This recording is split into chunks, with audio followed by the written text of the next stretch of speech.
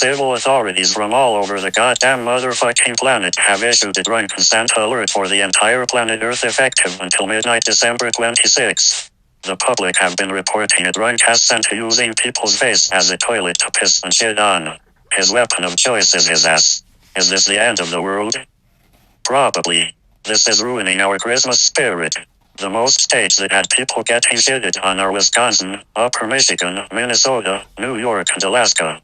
He even has a stomach full of beer for fuck's sakes anyway. Ooh, an update.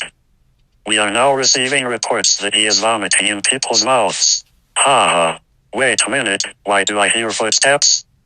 Ho ho holy motherfucking cow shit with frosted flakes, the drunk ass Santa has entered the EAS headquarters.